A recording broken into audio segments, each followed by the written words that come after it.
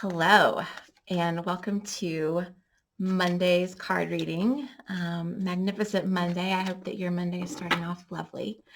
I am going to pull from the Ancient Feminine Wisdom deck.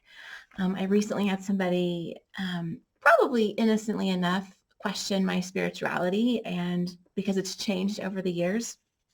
And I find that when I return to my feminine wisdom, that is where I feel the most connected and centered, and where I commune with God, Goddess, the divine, the universe. I also think that we come up with names for something that we can't conceptualize. And so whatever you call it is what it is to you. No judgments, just stay curious. If anything gets triggered when you hear me say that. But yeah, we're going to pull from this deck and see what the message is. We'll pull from the top.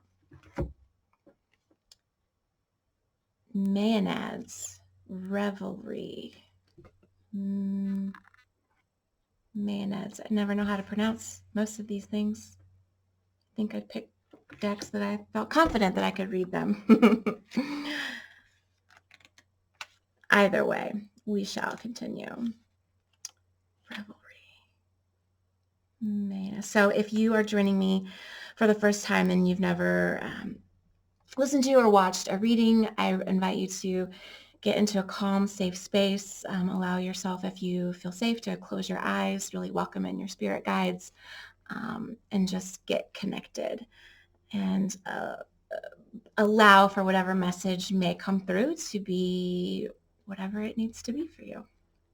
And as always, take the best and forget the rest. If something doesn't land, let it go. This is going to be on page 46. And on the mountain peaks of Parnassus, two maenads are lost in an ecstatic celebration of their freedom to be wild. I want to be there. As priestess of the cult of Dionysus, the maenads accompany the god as he roams the countryside.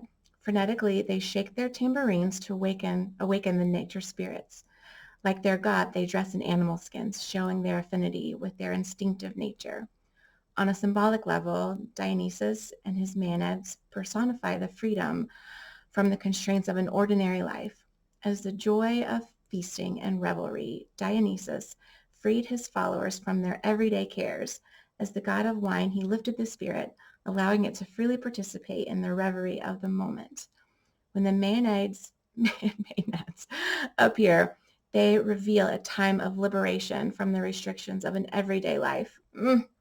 This suggests time out of the ordinary to participate in nature and primitive life. The feminine wisdom states, the feminine spirit knows the ecstasy of freedom. Feminine wisdom highlights the importance of having time and space to devote to the spiritual self, unencumbered by practical demands. Well, I would need to learn how to pronounce because I love this reading. There are so many things that stood out, and like freedom from the constraints of an ordinary life. I just wrote in a blog about what we create with the expectations and the things that others have placed on us, and we have societal rules and cultural norms and all these things. Why we have them really is just because we've always had them. There's no real good reason. Somebody somewhere along the line said, this is the way it should be, and people followed suit. And I just wonder what it would be like if more of us, because this is my goal in life, if more of us lived without those rules and the baggage of what somebody else wants us to be and do. It just feels so heavy. And what would it be like to just let it go, right? Like release all of it. They were lost in the ecstatic celebration of their freedom to be wild. It also makes me think of a book. I think it's Women Who Run with Wolves. It is a beautiful book. If you are interested in a very easy, quick read or an easy listen on Audible, there are some beautiful stories about women reconnecting with their more primal self, and a lot of myth and parable and storytelling that helps us connect with that. And so I recommend that if anybody's looking for something extra. I also recommend that you take a minute and ask the feminine wisdom to come in and join you.